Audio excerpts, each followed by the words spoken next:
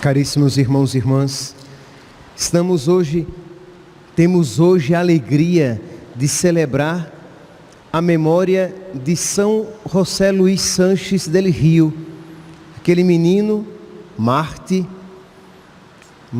aos 14 anos de idade e que morreu gritando: Viva Cristo Rei e a Virgem de Guadalupe. E para nós, Paróquia Cristo Rei, é cara tal celebração, não pode passar despercebida. É um santo que nós precisamos conhecer para ter devoção, e ter devoção é imitar.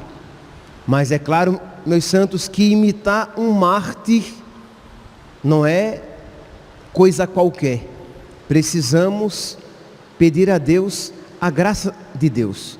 E aqui, meus santos, quantas vezes já falamos, mas nunca será demais repetir, para que isso caia de verdade na nossa inteligência e isso fique bem claro. Eu preciso pedir a Deus todos os dias a sua graça para que eu possa viver o seu Evangelho.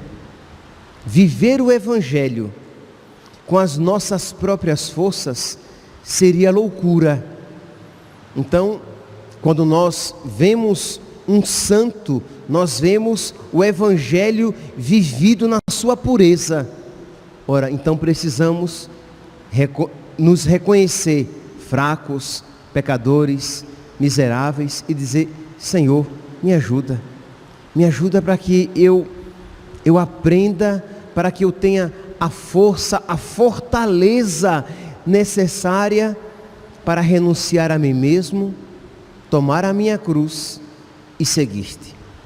E isso, meus santos, é para todos nós. Se nós iremos literalmente derramar o nosso sangue por causa de Cristo, se nós cruentamente iremos morrer por causa de Cristo, isso não sabemos, mas que nós precisamos morrer a cada dia por causa de Cristo, isso é uma realidade para todos nós. O homem velho precisa morrer, os hábitos velhos precisam morrer, e velhos aqui, entendamos, aquilo que não é para a glória de Deus, aquilo que não se encaixa no coração de Cristo, aquilo que não vem de Cristo, que não é semelhante a Cristo. Então que cada um, já no início desta celebração, já comece mesmo a suplicar a Deus a graça de ter no coração os sentimentos de Cristo. Tende em vós os sentimentos de Cristo Jesus, nos aconselha São Paulo. E isso, meus santos, é para todos nós. Para vocês que acompanham pelas redes sociais, para nós que estamos aqui, vocês participando da Santa Missa, eu celebrando a Santa Missa.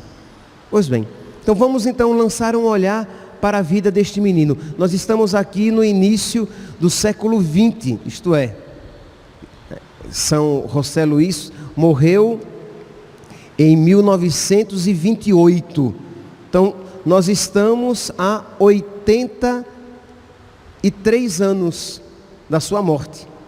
Então, aconteceu ali, um dia desse. Então, entremos aqui no período de 1925, a perseguição já havia começado um pouquinho antes, mas estamos aqui numa perseguição de um governo comunista, socialista, comunista, maçônico. Plutarco Elias Caies, ele era comunista e maçom. E como comunista e maçom, o ódio ao cristianismo verdadeiro, o ódio ao cristianismo é natural.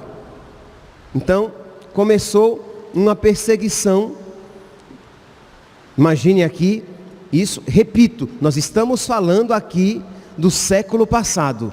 Igrejas eram fechadas e eram transformadas em celeiros, armazéns, estábulos, igrejas.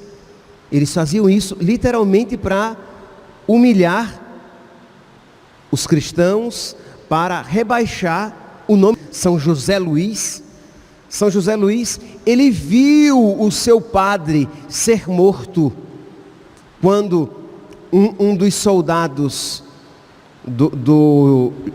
de Plutarco entrou na igreja a cavalo. E o padre dele foi morto. Então ele cresceu já vendo esta perseguição de igrejas fechadas, missas proibidas, padres, bispos, religiosos e religiosas que foram expulsos. E aqueles que resolveram permanecer na cidade, no país, começaram a ser perseguidos e, quando descobertos, mortos. E isso, meus santos, quem já frequenta, quem é da paróquia aqui, já sabe que não é de agora que eu digo isso. Muitos de nós veremos isso acontecer. E aqui não é ser profeta da desgraça, não é ser um Jeremias, não, mas saibamos, isso se aproxima de nós aqui no Brasil. Muitos de nós veremos isso acontecer. A perseguição que já começou, mas não ainda dessa maneira cruenta. Pois bem, então nesse ambiente, sim, imagine, católico não podia exercer função pública, não podia ser funcionário público, católico não podia ser professor, nem de escola privada, particular. Por quê? Porque o conteúdo escolar, o conteúdo educacional estava tão contrário à fé católica que um católico não poderia ensinar aquelas coisas. Percebe que nós não estamos muito longe disso quando querem que já nas escolas comecem a ensinar que a natureza, isto é, a estrutura física de uma criança não diz nada a respeito da sua sexualidade. Porque um menino pode ser menina e uma menina pode ser menino, e você tem que isso ensinar. Ora, um católico isso não pode ensinar. Um católico, por exemplo, que é médico e o hospital quer que ele... Não sei se vocês estão acompanhando, na Argentina o problema já está acontecendo, porque muitos católicos dizem que não vão realizar abortos. Aqueles abortos que se tornaram legais perante a lei dos homens, mas não perante a lei de Deus. Então, essas realidades estão entrando pouco a pouco na nossa sociedade, quer dizer, já não mais pouco a pouco assim, já entrou bastante, e daqui a pouco esses conteúdos terão que ser ensinados nas escolas com naturalidade, e nós temos consciência de que um católico não tem como ensinar algo dessa maneira. Pois bem, então na época a situação estava assim: igrejas fechadas, religiosos expulsos, os que ficavam eram mortos. E então um dia, aquele menino de 13 anos, São José Luís, ele visitou o túmulo do beato Marte Anacleto Gonzalez Flores, um padre que tinha sido morto na Revolução, e ele ali fez uma súplica. Aqui nós vemos a ação da graça, né? A graça de Deus que tocou no coração daquele menino e que o fez desejar o que existe de mais bonito, a possibilidade mais bela para um cristão, morrer por Cristo. E ele ali, no túmulo daquele beato, ele pediu a graça de morrer defendendo a sua fé. Percebe aqui, meus santos, que às vezes nos faz corar de vergonha quando nós vamos à igreja, quando nós rezamos e nossas orações são tão materialistas. Vivemos muitas vezes num materialismo religioso. Isto é, nós rezamos pedindo a Deus saúde, nós rezamos pedindo a Deus que nos ajude a conseguir um emprego, nós rezamos pedindo a Deus que nos ajude a conseguir um bom casamento, rezamos pedindo a Deus que nos ajude a pagar nossas dívidas. Nada ilícito, não é? Não falei nada ilícito, não há nenhum problema em rezar e pedir para pagar as contas, em rezar para pedir para conseguir um emprego, em rezar para pedir um casamento. Não há nada de ilícito, você pode fazer isso, mas o problema é quando só isso você faz. Quando as suas preces são majoritariamente imanentes, quando o bojo das suas preces, quando o grosso, o pesado das suas preces são sempre coisas materiais, são sempre coisas que você, ao morrer, não levará. Você não levará a saúde do corpo, você não levará o bom emprego, você não levará nem sequer o casamento, porque no céu ninguém estará mais casado.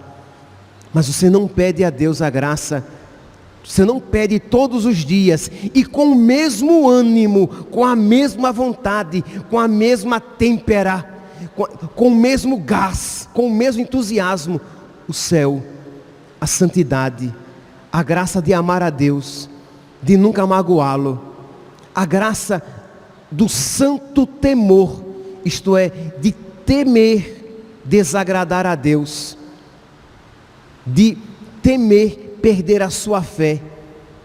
Então nós precisamos a cada dia pedir esta graça a Deus, pedir a Deus a graça de um santo desapego de si mesmo. E aqui, quando eu digo um santo desapego de si mesmo, não é que você vai gratuitamente se desprezar, mas que você nunca colocará os seus desejos humanos em primeiro lugar. Primeiro, a glória de Deus, tudo para a maior glória de Deus.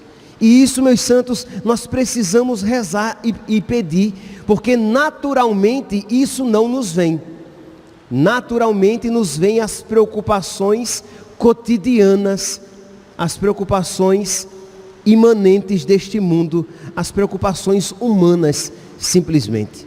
Pois bem, então ele, lá no túmulo do beato Anacleto Gonzalez Flores, pediu esta graça e foi procurar o general Prudêncio Mendonça, pedindo para ingressar no exército cristeiro, porque, imagine, com as igrejas fechadas, padres sendo enforcados nas igrejas ou fuzilados, desaparecidos, simplesmente da noite para o dia. O padre que tinha dormido na casa paroquial, a casa paroquial tinha sido arrombada e ninguém sabia mais daquele padre. Ele não tinha fugido, porque ele tinha permanecido na sua paróquia, que antes o governo tinha dito que eles deveriam sair. Eles não saíram, e aí uns depois eram encontrados com seus corpos decompostos, outros eram enforcados na própria igreja, e outros sabia-se que tinha sido fuzilado. Então, nesse ambiente de igrejas profanadas, sacerdotes mortos, religiosas mortas, assassinadas, os cristãos foram obrigados a pegarem armas para se defender. E isso, segundo a moral católica, não é proibido.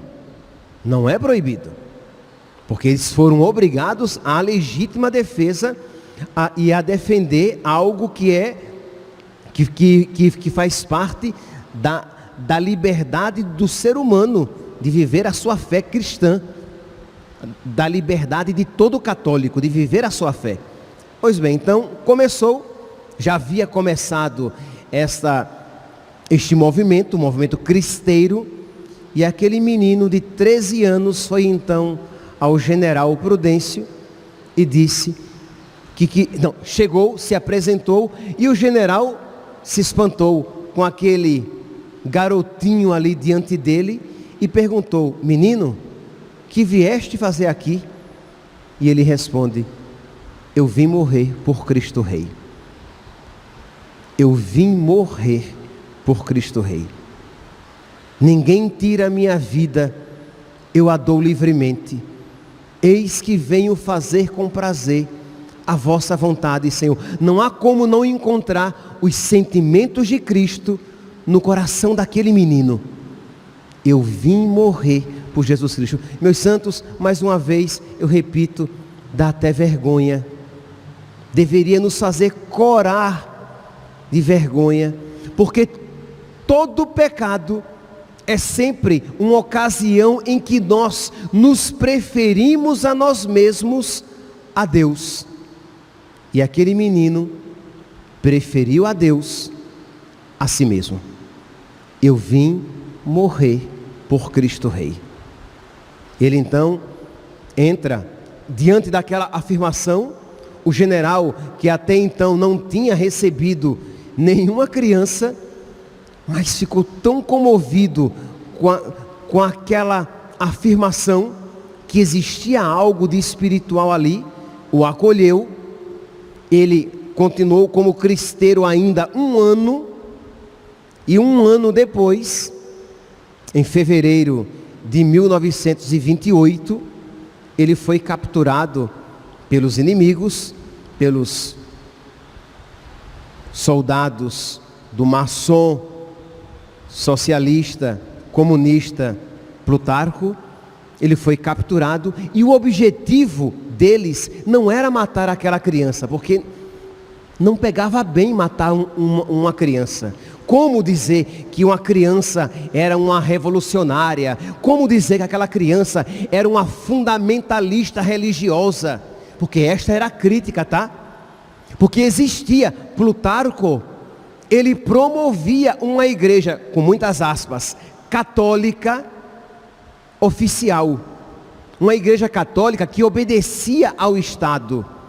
Uma igreja católica em que os padres não diziam, por exemplo, que é impossível ser católico e maçom, que não há conciliação entre luz e trevas, que é impossível ser católico e comunista, que uma coisa, que não podemos servir a Deus e ao diabo, que aquilo que o governo estava fazendo, matando os padres religiosos e bispos e perseguindo os católicos, profanando as igrejas, que aquilo era injusto, que aquilo era errado e que os católicos não deveriam obedecer ao Estado. A igreja oficial não dizia nada disso. Era a igreja paz e amor, era a igreja que estava de bem com todo mundo. E os católicos verdadeiros sabiam que aquela igreja falsa não era a igreja de Cristo, que eles não deveriam seguir. Então, existia uma igreja oficial até então. Pois bem, então, ficava feio matar aquela criança.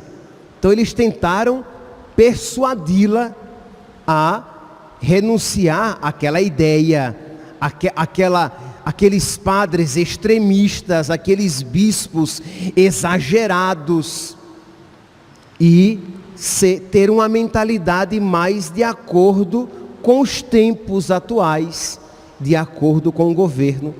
E quando eles viram que o menino não seria persuadido a isso, eles espancaram a criança, deram-lhe uma surra, mas não uma surra, um espancamento, e depois arrancaram-lhe a sola dos pés, ao ponto de os nervos ficarem expostos, e o fizeram caminhar 14 quilômetros. Para que vocês tenham uma ideia, 14 quilômetros é mais do que ir a pé, né?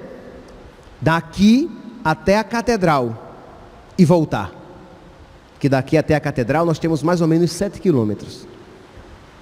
Pois ele caminhou com os nervos dos pés expostos, um percurso como ir e voltar até a catedral. E quando a dor lhe vinha muito forte, ele dizia o quê? Viva Cristo Rei e a Virgem de Guadalupe. Ele pedia forças a Jesus e a Nossa Senhora. Percebe aqui, meus santos, que nós também, quando em dores muito menores, mas somos pequenos, né? Então as dores pequenas nos fazem sofrer. Nós devemos então recorrer a Cristo Rei, a Jesus e a Nossa Senhora, a Virgem de Guadalupe. Me ajude, meu Senhor, para que eu não te vire as costas. Me ajude, minha mãe, para que eu permaneça de pé aos pés da cruz, para que eu me mantenha firme, carregando a minha cruz. Pois bem, o menino então, enquanto caminhava, a sua mãe, sem querer perder o filho, lhe escreve uma carta em que pedia ao filho, mandou um recado, em que pedia ao filho que dissesse o que eles queriam com a boca, mas que no coração continuasse fiel a Jesus, mas que com a boca dissessem o que eles queriam, para que ele não morresse. E ele escreve para a mãe: minha mãe, eu fui feito prisioneiro e creio que eu vou morrer, mas não se importe, aceita a vontade de Deus, porque eu morro muito feliz, porque eu morro ao lado de nosso Senhor. Meu santinho, minha santinha, todo aquele que sofre por causa de Cristo, sofre tendo nosso Senhor do seu lado. Isto é, quando você, para fazer a vontade de Deus, para ser fiel aos mandamentos de Deus, você renuncia à sua vontade, nosso Senhor está do seu lado. Quando você, para ser fiel a nosso Senhor, você tem que passar por uma tribulação, você passa por aquela tribulação, tendo nosso Senhor do seu lado. Ainda que eu passe pelo vale da morte, eu não terei medo, porque tu estás comigo. O teu bastão, o teu cajado me consola.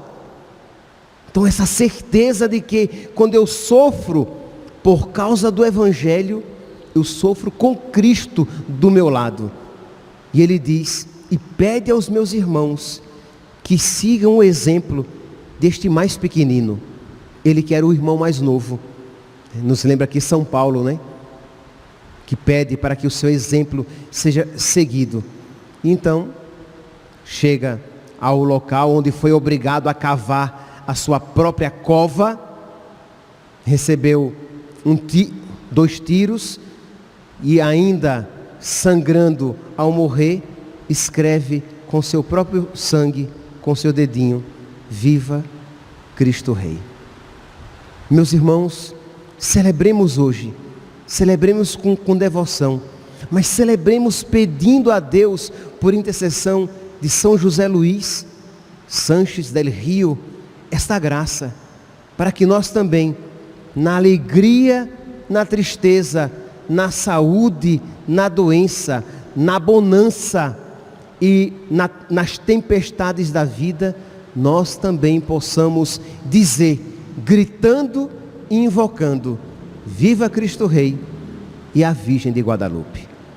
Louvado seja nosso Senhor Jesus Cristo, para sempre seja louvado.